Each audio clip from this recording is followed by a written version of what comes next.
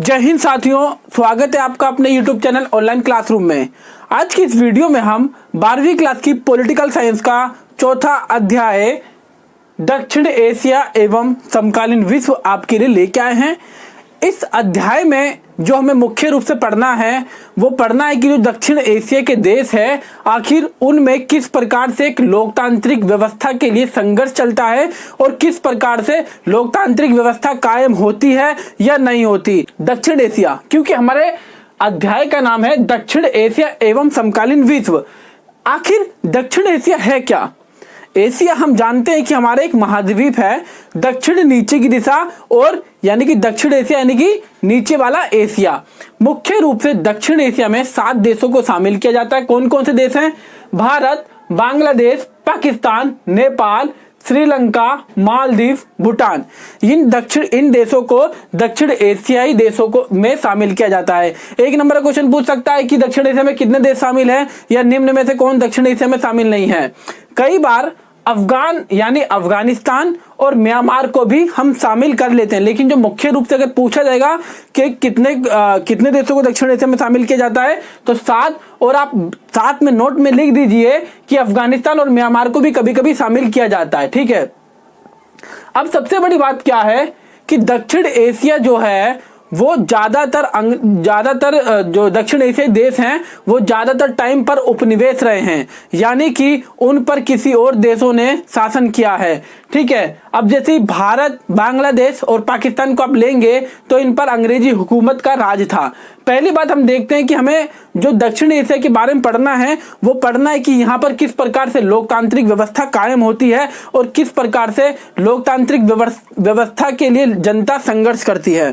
सबसे पहले हम देखें भारत एवं श्रीलंका को दक्षिण एशिया के मसले पर अगर हम बात करें तो भारत और जो श्रीलंका है उनको अधिकतर हम कहेंगे पूर्ण रूप से कि ये लोकतांत्रिक देश है, क्योंकि यहाँ पर आजादी के बाद से ही जो सब शासन की सत्ता थी वहीं से ही लोकतांत्रिक व्यवस्था कायम हो गई थी और शुरू से लेकर आखिर तक लोकतांत्रिक व्यवस्था चल रही है। भारत में तो खास तौर पर ऐसा आजादी के बाद अधिकतर देश बोल रहे थे कि भारत में लोकतांत्रिक व्यवस्था नहीं चल पाएगी और भारत में मतदान भी नहीं हो पाएंगे और भारत जल्द ही अपने आप को तहस नहस या सैनिक शासन के खिलाफ सैनिक शासन के अंडर में अपने आप को कब्जा लेगा। लेकिन ऐसा नहीं हुआ। ये भारतीय संविधान निर्माताओं और जो भारत के स्वतंत्रता सेनानी थे और भविष्य के नेता होने वाले थे उन्हों की सूझबूझ से भारत आज तक लोकतांत्रिक देश है। और ये हमारी और सबसे बड़ी खुशी की बात यह है कि भारत विश्व का सबसे बड़ा लोकतांत्रिक देश है। तो हम अब आखिर लोकतंत्र है क्या? लोग लोकतंत्र के पीछे इतने दीवाने क्यों हैं? क्या है आखिर लोकतंत्र? लोकतंत्र का मतलब ऐसी राजनीतिक व्यवस्था होता है जिसमें कोई राजा महाराजा का शासन नहीं होता, किसी जनरल का, किसी सेना के अधिकारी का शासन नहीं होता, बल्कि लोकतांत्रिक व्यवस्था में लोगों के लिए और लोगों द्वारा शासन होता है। यानी कि वो हम जैसे आम लोग होते हैं वो लोगों द्वारा चुने जाते हैं। और किसके लिए चुने जाते हैं? लोगों के लिए। यानी कि अगर कोई सरकार लोगों के द्वारा चुनी जाती है और आने वाले टाइम पर वो अच्छा काम नहीं करती तो लोकतांत्रिक प्रक्रिया में एक विकल्प होता है जनता के पास कि अगर आप हमारे हिसाब से काम नहीं करेंगे तो हम आपको आने वाले चुनाव में हटा देंगे, फिर देख लेना आप सत्ता वत्ता। तो ये लोकतांत्रिक व्यवस्था का एक सबसे बड़ा फायदा ये है।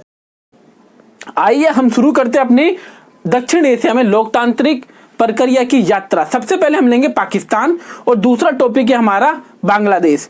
दरअसल पाकिस्तान भारत के साथ आजाद हुआ और भारत के साथ आजाद होने के बाद भी पाकिस्तान अपने आप को नहीं संभाल पाया। वहां पे राजनीतिक उथल पुथल रही और लोकतांत्रिक व्यवस्था बनाए रखने में वहां पे काफी ज्यादा संकट है। फिलहाल अभी लोकतांत्रिक वहां पे सरकार है। देखते हैं क्या मसला था।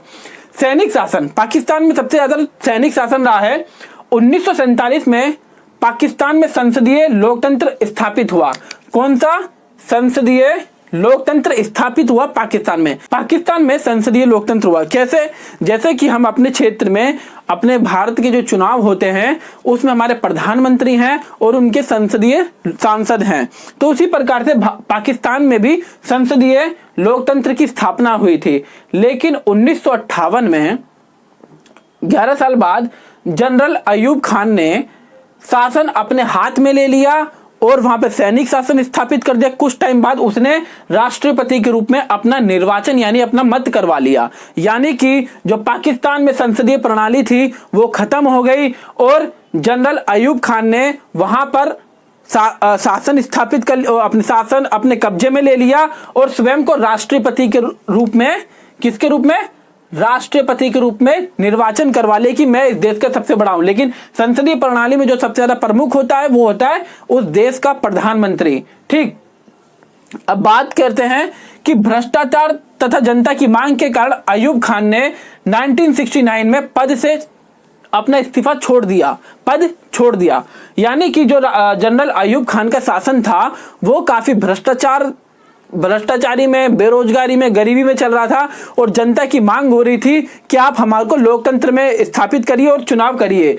उन्होंने फाइनली इस चीज से तंग आकर 1969 में अपना पद छोड़ा और जनरल याहिया खान को अपना शासन सौंप दिया कि आप लीजिए, आप संभालिए। ठीक है, याहिया खान के सैन्य शासन के दौरान बांग्लादेश संकट उभरा। इसे हम जानेंगे बांग्लादेश संकट क्या था। दरअसल जो आज का बांग्लादेश देखते हो वो 1947 के टाइम पर जब भारत और पाकिस्तान का जो बंटवारा हुआ था तो पाकिस्तान के साथ दो हिस्से गए थे। एक जो पाकिस्तान जो अभी का है पंजाब के पास, दूसरा पाकिस्तान बांग्लादेश। यानी कि जो अब देखिएगा, अगर आप ये लेंगे, ये सोचिए ये भारत का नक्शा है, ठीक है, पाकिस्तान यहां पर है, एक तो ये पाकिस्तान चला गया और एक ये वाला हिस्सा जो बंगाल का था। यानी कि दो पाकिस्तान थे। कितने पाकिस्तान? दो। एक था पश्चिमी पाकिस्तान, दूसरा था पूर्वी पाकिस्तान। पूर्वी पाकिस्तान को 1971 में पूर्वी पाकिस्तान यानी कि आज का बांग्लादेश पश्चिमी पाकिस्तान से अलग हो गया और उसका नाम रखा गया बांग्लादेश। आखिर क्या मसला था भारत के लिए, उसमें भारत की क्या भूमिका थी, हम थोड़ी देर में जानेंगे। लेकिन हम इतना जानते हैं कि याहिया खान का जो शासनकाल था 1969 के बाद, उस शासनकाल के दौरान बांग्लादेश का संकट उभरा था। बांग्लादेश यानी कि पूर्वी पाकिस्तान की जनता ने विद्रोह किया था। देखते हैं क्या था वो बाद में देखेंगे। 1971 में 1971 में पाकिस्तान की पराजय के बाद जो 1971 का जो लड़ाई हुआ था भारत और पाकिस्तान का, उसमें पाकिस्तान की पराजय हुई और जो बांग्लादेश था वो हट गया। तो उसमें पाकिस्तान की पराजय के बाद जो शासन था किसके हाथ में आ गया? जुल्फिकार अली भुट्टो के शासन में आ गया। ये एक निर्वाचित यानी चुनी हुई सरकार थी। आप देखिए काफी टाइम बाद उनकी चुनी हुई सरकार आई। किसकी आई?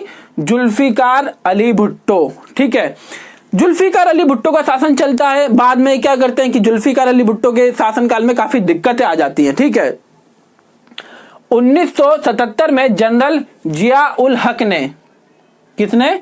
जिया उल हक ने सरकार गिरा दी। इसने पाकिस्तान के लोकतंत्र संविधान को भी निरस्त कर दिया। जुल्फिकार अली भुट्टो की सरकार चल रही थी, कभी 1971 में चल रही थी। 1977 में जिया उल हक, ये पाकिस्तान के सैन्य कमांडर थे। देखिए अधिकतर क्या हो रहा है, सेना ही दखल अंदाजी कर रही है, यानी कि पाकिस्तान के लोकतंत्र में जो सबसे बड़ा बाधक है वो सेना भी है।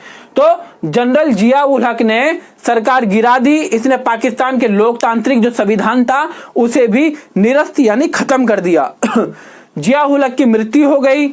मृत्यु के बाद हुए चुनाव में बेनजीर भुट्टो, जो जिया उल हक जुल्फिकार अली भुट्टो की बेटी थी, बेनजीर भुट्टो, ये पाकिस्तान की पीपुल्स पार्टी की जीत थी।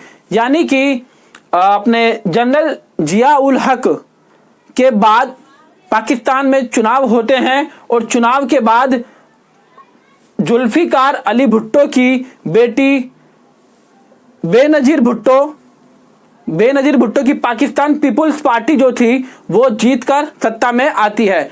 इसके बाद जो था वो चुनाव का थोड़ा सा ऐसा माहौल था कि इलेक्शन, जैसे कि आज के टाइम पर क्या चल रहा है, भारत में भाजपा बनाम कांग्रेस, भाजपा बनाम कांग्रेस, भाजपा बनाम कांग्रेस, अलग अलग पार्टी चल रही है। तो उसी प्रकार से आने वाले टाइम पे पीपुल्स पार्टी, पाकिस्तान पीपुल्स पार्टी यानी PPP और मुस्लिम लीग पार्टी में कंपटीशन हो गया, सत्ता के लिए कंपटीशन होने लगा। 1999 में परवेज मुशर्रफ ने नवाज शरीफ को हटा दिया, जो कि उस टाइम के प्रधानमंत्री थे, और खुद वहां पे शासन पे कब्जे कर लिया। और 1999 में ही कारगिल का वॉर हुआ था, और कारगिल के वॉर में परवेज मुशर्रफ साहब को बहुत ही मुंह की खानी पड़ी थी अपनी, और उसके बाद वहां पर सैन्य शासन कायम रहा आगे तक। लेकिन आगे चल के नवाज शरीफ दोबारा से वहां के प्रधानमंत्री बनते हैं, एक आध दो प्रधानमंत्री बीच में और बनते हैं, लेकिन फिलहाल जो वहां पर प्रधानमंत्री हैं इमरान खान, जी हां, क्रिकेटर, पाकिस्तान टीम के क्रिकेटर जिन्होंने पाकिस्तान को क्रिकेट में वर्ल्ड कप जिताया है, इमरान खान ने 2018 के चुनाव में जीत हासिल करी, और वो वहां पर अभी PM बने हुए हैं, निर्वाचित सरकार उनकी चल रही है। अब तक हमने देखा कि पाकिस्तान में लोकतांत्रिक व्यवस्था का काफी बड़ा संकट है। अब तक हमने देखा कि अभी तक पाकिस्तान में लोकतांत्रिक व्यवस्था कायम रखने में काफी सारे संकटों का पाकिस्तान को सामना करना पड़ा। आखिर पाकिस्तान यानी पाकिस्तान में लोकतंत्र में क्या कठिनाइयां हैं? क्वेश्चन पूछ सकता है, 5 नंबर का पूछ सकता है, 3 नंबर का पूछ सकता है। मेरे टाइम पे पूछा गया था कि पाकिस्तान के लोकतंत्र में क्या क्या कठिनाइयां, कि आखिर पाकिस्तान में लोकतंत्र अच्छे से कायम क्यों नहीं हो पाता। पहली बात तो वहां पे क्या है, सेना काफी हस्तक्षेप करती है और वहां की निर्वाचित सरकार को अपने कंट्रोल में कर लेती है। वहां की जो आज जैसे कि देखेंगे अगर आप कि भारत में 3 प्रकार की सेना है, जल सेना, थल सेना और वायु सेना। तीनों के अध्यक्ष अलग अलग हैं। इनका सबसे बड़ा जो जिसका इनका लीडर है, जिसके कंट्रोल में, वो है राष्ट्रपति, और राष्ट्रपति को भी ज्यादा पावर भारत में नहीं दी गई। लेकिन यहाँ पर इस प्रकार का व्यवस्था नहीं है, इस प्रकार के संविधान में व्यवस्था वहां पर नहीं की गई है। वहां का सभी सेना का एक ही प्रमुख होता है, तो वो एक ही प्रमुख होता है, सेना उसके हाथ में होती है और वो उन पर पूरा अच्छे तरीके से कब्जा कर लेता है। और यहाँ पर जो धर्म गुरु हैं यानी कि मुल्ला मौलवियों का बोलबाला है, ये ज्यादातर वहां पर लोकतांत्रिक व्यवस्था स्थापित नहीं करना चाहते। सबसे बड़ी बात यहाँ पे जो तीसरा है, भूस्वामियों का प्रभाव। भूस्वामी मतलब कि भूस्वामी ऐसे व्यक्ति होते हैं जो जमींदार व्यक्ति होते हैं। भूस्वामी चाहते हैं कि यहाँ पर लोकतांत्रिक व्यवस्था ना आए और हमारा पुरानी जो जमींदारी व्यवस्था है, जो हमारे पुरखों की जमीन वगैरह है, वही यहाँ पर रहे। तो ये भी सेना पाकिस्तान में लोकतंत्र कामयाब नहीं होने देते। और राजनीतिक दलों की आपसी खींचतान यहाँ पर रहती है। राजनीतिक दल आपस में लड़ते रहते, करते मरते रहते, उनका सिर्फ और सिर्फ एक ही उद्देश्य होता है, सत्ता में आना और पाकिस्तान की जनता का शोषण करना। सरकार जो भी यहाँ पे सरकार चुनी जाती है वो स्वार्थ सिद्धि में लगी रहती है, लालच में अपने आप का जो पेट है, अपने रिश्तेदारों का, वही वो लोग पालते रहते, भ्रष्टाचार पड़ा रहता है। अभी आप देखो कि नवाज शरीफ के ऊपर भी भ्रष्टाचार के आरोप लगे थे और वो उसी भ्रष्टाचार के आरोप की वजह से नवाज शरीफ की ही बात करो, भ्रष्टाचार के आरोप लगे थे और उन्होंने जेल के, कोर्ट के चक्कर भी खाए थे। और उनका सबसे बड़ा कारण यही है कि वो हटे वहां से प्रधानमंत्री। अमेरिका द्वारा सैन्य शासन को प्रोत्साहन, अमेरिका भी चाहता है कि पाकिस्तान में सैन्य शासन रहे। आप ध्यान दोगे शीत युद्ध के दौरान जैसे ही भारत और पाकिस्तान आजाद हुए थे तो पाकिस्तान किसके शरण में चला गया था? वो चला गया था अमेरिका के। और अमेरिका चाहता है कि वहां पर सैन्य शासन बना रहे। क्यों बना रहे देखेंगे भी। भारत और पाकिस्तान के कटु संबंध है। वहां पर क्या है कि भारत और पाकिस्तान के कटु संबंध आप जानते ही हो, भारत की ओर से भी पाकिस्तान की ओर से भी। वहां की जो जनता है वो चाहती है कि भारत को सबक सिखाया जाए, बल्कि अभी तक ऐसा सबक नहीं सिखाया गया, ये वो उनको नहीं समझ में आता है। तो वहां की जनता सोचती कि सेना है, सेना का शासन होगा, भारत को सबक सिखा दे, जबकि ऐसा नहीं है। वो आज तक नहीं सिखा पाए तो आगे क्या सिखा पाएंगे। ठीक है, तो भारत व पाकिस्तान के कटु संबंध है, तो वहां पे जनता ज्यादातर सेना को भी सपोर्ट करती है। ठीक, और सेना क्या करती है, और जो इलेक्शन के टाइम पर भारत का मुद्दा बनाया जाता है, वहां पे जीता जाता है, डेवलपमेंट का कोई मुद्दा होता नहीं है। आतंकवाद की शरण स्थली, पाकिस्तान आप जानते ही हैं कि वहां पर पाकिस्तान में आतंकवाद किस तरीके से भरा पड़ा है। और पश्चिमी यूरोप के देश हैं, वो मानते हैं कि भारत नहीं, पाकिस्तान में परमाणु बम है, और परमाणु बम अगर आतंकवादियों के पास आ गए तो वो विश्व के लिए खतरनाक साबित होगा। इसीलिए वो चाहते हैं कि अधिकतर जो शासन रहे वो सेना के हाथ में रहे। तो ये कुछ एक कारण है जो कि आप अच्छे से लिख सकते हो। अब हम देखते हैं दूसरा टॉपिक, बांग्लादेश में लोकतंत्र। अब तक हमने देखा पाकिस्तान में लोकतांत्रिक प्रक्रिया। अगर पाकिस्तान में जो लोकतंत्र का जो संघर्ष है वो आपको ना समझ में आया, कोई टॉपिक ऐसा हो जो कि क्लियर नहीं हो रहा, वीडियो के कमेंट बॉक्स में जाइए, आप जरूर बताइए, हमारे इंस्टाग्राम चैनल पे जाइए, मैसेज करिए या कमेंट करिए, आपकी समस्या समाधान पूरी तरीके से किया जाएगा। बांग्लादेश में लोकतंत्र। बांग्लादेश यानी कि जो 1971 से पहले पाकिस्तान के खेमे में शामिल था और वो पूर्वी पाकिस्तान कहलाता था। ठीक है, बांग्लादेश जो था वो 1947 के टाइम पर जब पाकिस्तान का निर्माण हुआ तो हमारा बंगाल और असम के कुछ क्षेत्रों को मिला के पूर्वी पाकिस्तान बनाया गया था। यहाँ के लोगों की संस्कृति पश्चिमी पाकिस्तान के लोगों की संस्कृति से भिन्न थी। यहाँ के लोग बंगाली संस्कृति में रहते थे, उनका रहन सहन बंगाल के अनुरूप था, वहां की भाषा थी वो बंगाल भाषा थी। जबकि पाकिस्तान की जो जनता थी, पश्चिमी पाकिस्तान की जो जनता थी, वो वहां की जो सरकार थी, जनता नहीं, वहां की जो सरकार थी वहां पर राजनीतिक दबाव बनाती थी, राजनीतिक अंकुश लगाती थी और वो यहाँ पर वो उर्दू भाषा को लाद रही थी, थोप रही थी। अब वो बोल रही थी कि उर्दू भाषा को राष्ट्रीय भाषा बनाया जाएगा, वो पश्चिमी पाकिस्तान में, पूर्वी पाकिस्तान में भी। इससे क्या समस्या आएगी, पूर्वी पाकिस्तान का लोग क्या सोचेगा कि हमारी भाषा तो बंगाल है और बंगला है और हम दूसरी भाषा सीखें, क्या दिक्कत है ना। तो यहां पर ये एक समस्या थी। अब ये क्या था समस्या, और इस समस्या के कारण से यहाँ पर डेवलपमेंट भी ज्यादा नहीं हो पा रहा था, पश्चिमी पाकिस्तान पर ज्यादातर ध्यान दिया जाता था, यहाँ पर काफी सारी दिक्कतें हो रही थी, जनता के अंदर खुंदक भर गई थी और वहां पर वो पश्चिमी पाकिस्तान के खिलाफ एक तरीके से विरोध प्रदर्शन होने लगा था। 1970 के जो चुनाव हुए, जो पूरे पाकिस्तान, पूर्वी और पश्चिमी पाकिस्तान में जो चुनाव हुए थे, 1970 के चुनाव में शेख मुजीबुर रहमान की अवाम लीग, कौन से मुजीबुर रहमान अपने उस टाइम की लीड कर रहे थे, कौन सी पार्टी को, आवाम लीग की विजय हुई। और इस पार्टी को समर्थन किसका था, पूर्वी पाकिस्तान की पूरी जनता का। पूर्वी पाकिस्तान में जितनी भी सीटें थी, जितनी भी वहां पर सीटें थी, उन सभी सीटों पर कौन सी पार्टी जीती, ये शेख मुजीबुर रहमान की आवाम लीग पार्टी, और ये सभी सीटों पर जीती। और साथ साथ में ये जो उस टाइम की संविधान सभा चल रही थी, क्योंकि संविधान निरस्त हो गया था वहां पर, उस संविधान सभा जो चल रही थी उसमें बहुमत प्राप्त हो गया। संविधान किसके हिसाब से बनेगा, पूर्वी पाकिस्तान के लोगों के हिसाब से। तो वहां पर एक तरीके से पश्चिमी पाकिस्तान को लगा कि भैया ये तो हमारे लिए समस्या हो गई, जिन लोगों को हम दबा रहे थे अब वो उठकर बोलेंगे। तो उस टाइम के जो चुनाव थे उनको उस टाइम के जो जनरल थे उन्होंने निरस्त कर दिया गया और संविधान को बोल दिया कि ये संविधान सभा जो है ये भी निरस्त कर दी गई। तो काफी सारी समस्या हुई। अब इसके खिलाफ जनता वहां पे विरोध करने लग गई कि भैया कैसे चुनाव निरस्त किए, निरस्त चुनाव तो हुए ही थे, अवैध चुनाव कैसे हो गए, हम जीत गए तो अवैध हो गए, तुम जीते तो वैध थे। तो वहां की जनता विरोध करने लग गई, वहां की पार्टी आवाम लीग पार्टी विरोध करने लग गई। उसके बाद पाकिस्तान की जो अपनी 1971 में कौन थे, जनरल याया खान, ठीक है, जनरल याया खान उस टाइम पर सैन्य कमांडर भी थे और अपने आप को सेना के प्रमुख भी थे, साथ साथ में वहां के पूरी शासन व्यवस्था के प्रमुख थे। उनके नेतृत्व में पूर्वी पाकिस्तान में सेना भेजी जाती है और पूर्वी पाकिस्तान की बहन बेटियों के साथ बलात्कार किया जाता है, वहां के लोगों की हत्या की जाती है और जितनी भी राजनीतिक पार्टियां थी, राजनीतिक पार्टियों को खत्म कर दिया जाता है और ये सभी पार्टियां अंडरग्राउंड हो जाती हैं। तो उस वहां पर जो बलात्कार, शोषण, मारकाट जो वहां की पूर्वी पश्चिमी पाकिस्तान की याया खान की सेना यहाँ पर कर रही थी पूर्वी पाकिस्तान में, वहां की जनता धीरे धीरे भागने लग गई और भागकर कहां आने लग गई, बॉर्डर पर कौन सा देश, भारत। और भारत के लिए एक बहुत बड़ी समस्या होगी। उस टाइम की हमारी प्रधानमंत्री थी आयरन लेडी इंदिरा गांधी। इंदिरा गांधी जी ने देखा कि भैया समस्या तो बहुत बढ़ती जा रही है, बांग्लादेशी हमारे देश में आ रहे, हम क्या करें।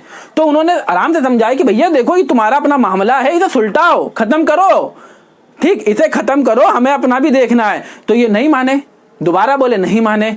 परिणामतः इन्हें भारत की प्रधानमंत्री अपनी इंदिरा गांधी जी ने पाकिस्तान के खिलाफ युद्ध छेड़ दिया और पाकिस्तान में सेना, पूर्वी पाकिस्तान में सेना भेजी और जाकर वहां की कुछ ही दिनों में वहां की जो पश्चिमी पाकिस्तान की सेना थी उन्होंने सरेंडर कर दिया, साथ साथ में सरेंडर कर दिया।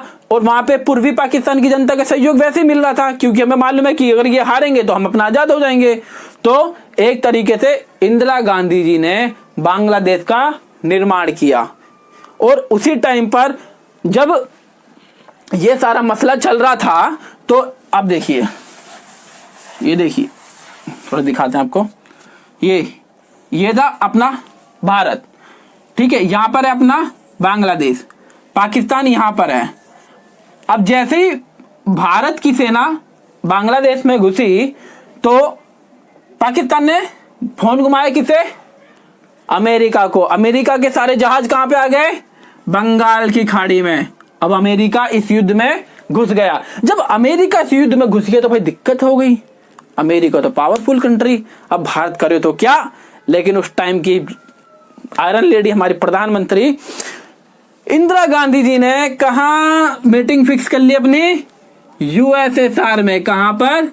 यूएसएसआर में। और यूएसएसआर में 1971 में एक मित्रता संधि इन्होंने यूएसएसआर के साथ कर ली। और जैसे ये संधि करी, उन्होंने यूएसएसआर की जंगी बेड़े कहां गए? अमेरिका के पीछे। अब अमेरिका के पीछे आ गए, वो कहां गए? पीछे। अमेरिका बोलते अमेरिका जैसे ही यहाँ पे यूएसएसआर पहुंचा, अमेरिका ये वापस लौट गया। यानी कि अमेरिका का हस्तक्षेप होने से बच गया और पाकिस्तान की सेना सरेंडर कर गई। और ये पाकिस्तान सेना की हार, बहुत बड़ी हार थी। और उसी टाइम किसका निर्माण हुआ? बांग्लादेश का, यानी पूर्वी पाकिस्तान पर पश्चिमी पाकिस्तान के दरिंदगी भरे शासन से मुक्त हुआ। अब जब बांग्लादेश का निर्माण हो गया 1975 में, शेख वहां पे किसकी शासन प्रणाली आ गई? वहां पे चुनाव हुए, शेख मुजीबुर रहमान जो थे अपनी आवाम लीग पार्टी के, वही विजय हुए, क्योंकि उन्होंने उस आंदोलन में काफी सक्रिय भूमिका निभाई थी। 1975 में शेख मुजीब जो थे, अब ये थोड़े बदल गए भैया। इन्होंने क्या करा, जो संसदीय प्रणाली थी वहां पर कौन सी प्रणाली ला दी? अध्यक्षात्मक प्रणाली।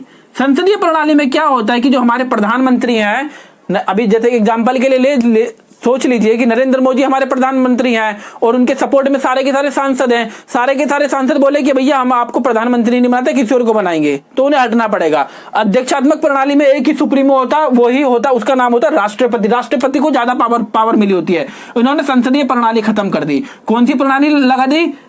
अध्यक्षात्मक प्रणाली। और जो दूसरी पार्टियां थी, दूसरी पार्टियों को इन्होंने बोला भाई ये गैर संवैधानिक है, ये यहाँ पे काम नहीं चल रहा तुम्हारा, ठीक है। तो वहां की जनता काफी परेशान हो गई। सेना को हस्तक्षेप किया। सेना ने जब हस्तक्षेप किया तो जो शेख मुजीबुर रहमान की जो पूरा परिवार था, परिवार के साथ हत्या कर दी सेना द्वारा, ठीक है। इसमें जो थी शेख हसीना वाजेद, जो भी बांग्लादेश की राष्ट्रपति हैं, वो बच गई थी। इसमें उनकी बेटी थी शेख मुजीब की। और वहां पर उसके बाद सेना शासन होता रहता है। लेकिन फाइनली फिलहाल अभी काफी दशकों से बांग्लादेश में लोकतांत्रिक शासन प्रणाली है और शेख हसीना वहां की अभी राष्ट्रपति है। तो ये था हमारा पाकिस्तान और बांग्लादेश में जो लोकतांत्रिक प्रक्रिया का जो कहानी है, संघर्ष है, वो यहाँ पर हमने बताया है कि आखिर लोकतांत्रिक व्यवस्था के लिए यहाँ पे किस प्रकार से मांग होती है और किस प्रकार से लोकतांत्रिक व्यवस्था को यहाँ पर सेना या किसी अन्य तबकों द्वारा यहाँ पर दबाया गया है। लेकिन फिर फाइनली जो जीत होती है वो लोकतांत्रिक व्यवस्था की, वहां की जनता की जीत होती है। और अभी भी ये संघर्ष चल रहा है। इस वीडियो में उम्मीद करता हूं कि सभी कुछ समझ में आ गया होगा। अगर कुछ समझ में नहीं आए, वीडियो के कमेंट में जाइए, जरूर बताइए। वीडियो के डिस्क्रिप्शन में हमारे इंस्टाग्राम चैनल का हैंडल का लिंक मिलेगा आपको। उस लिंक पे जाइए, चैनल ज्वाइन करिए, दोस्तों के साथ ज्वाइन करिए। चैनल को प्लीज सब्सक्राइब करिए, सब्सक्राइब करना मत भूलना और दोस्तों के साथ शेयर करना मत भूलना। आने वाले एग्जाम है। और हाँ, एक चीज मैं आपको बताना चाहता हूँ इस वीडियो के माध्यम से कि जल्द ही हम आपके लिए क्योंकि एग्जाम पैटर्न चेंज हुआ है, और तो एग्जाम पैटर्न में जो पहले एक नंबर एक क्वेश्चन आया करते थे वो एमसीक्यू क्वेश्चन हो गए हैं। और एमसीक्यू जो क्वेश्चन है या एक नंबर एक क्वेश्चन है, उनका वेटेज बढ़ गया। जो पहले 10 नंबर के होते थे नॉर्मली, और वो भी लिखित में होते थे। किस में होते थे? लिखित में। उसका एक लाइन में, दो लाइन में आंसर लिखना होता था।